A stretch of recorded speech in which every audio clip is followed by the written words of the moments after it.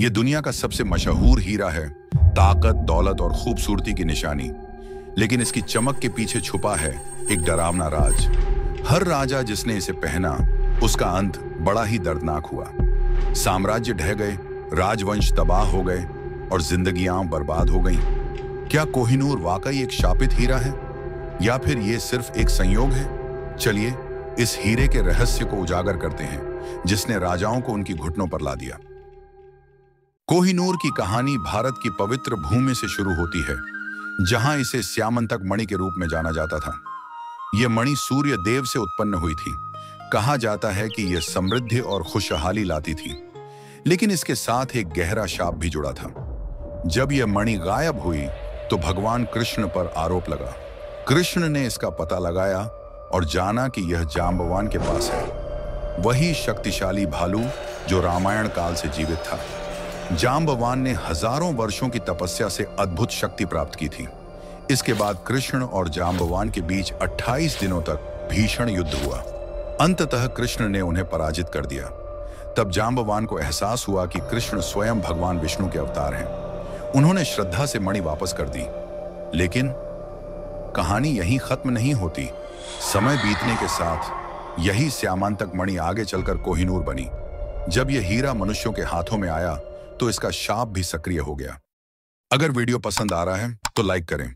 ऐसी ही रहस्यमयी कहानियों के लिए सब्सक्राइब करें और घंटी दबाएं। जब कोहिनूर मनुष्यों के हाथों में आया तो इसका शाप और भी भयानक रूप लेने लगा। काकतीय वंश, जिसने इसे सबसे पहले संभाला, आक्रमण और तबाही का शिकार हुआ। 1306 में अलाउद्दीन खिलजी ने इसे लूट लिया और उसका साम्राज्य विद्रोह और धोखे से टूट गया। यह सिर्फ शुरुआत थी। मुगलों के हाथों में पहुंचकर कोहिनूर ने एक नया अध्याय शुरू किया। शाहजहां, ताजमहल का निर्माता, ने इसे अपने मयूर सिंहासन पर जड़वाया, लेकिन इसकी चमक उसके साम्राज्य को बचा नहीं पाई। उसके अपने बेटे औरंगजेब ने उसे कैद कर लिया और मुगल साम्राज्य धीरे धीरे ढहने लगा। यह हीरा अब सिर्फ एक गहना नहीं, बल्कि एक शाप बन चुका था। 1639 में फारसी आक्रमणकारी नादिर शाह ने दिल्ली को लूटा और कोहिनूर को ईरान ले गया। उसने इसे कोह-ए-नूर यानी रोशनी का पहाड़ नाम दिया। लेकिन इसकी चमक नादिर शाह के भाग्य को नहीं बदल सकी।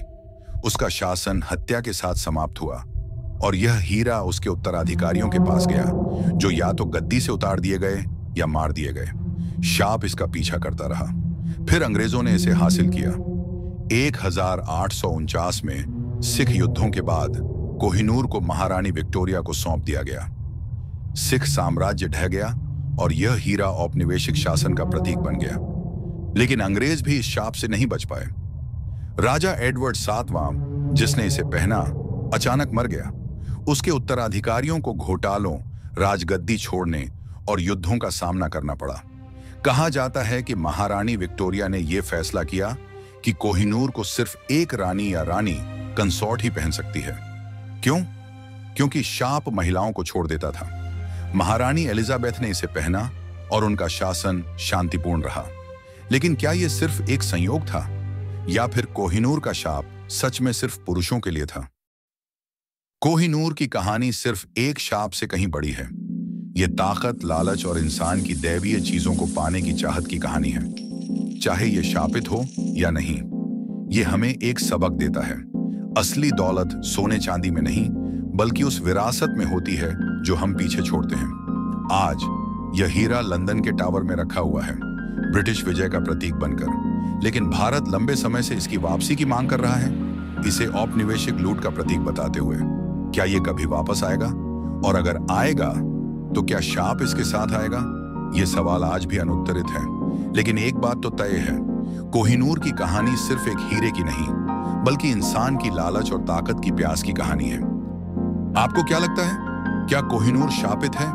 क्या इसे भारत वापस लाना चाहिए? कमेंट में बताएं। अगर आपको यह कहानी पसंद आई हो तो वीडियो को लाइक करें और हमारे चैनल को सब्सक्राइब करें, ताकि आप ऐसी और रोचक कहानियां देख सकें।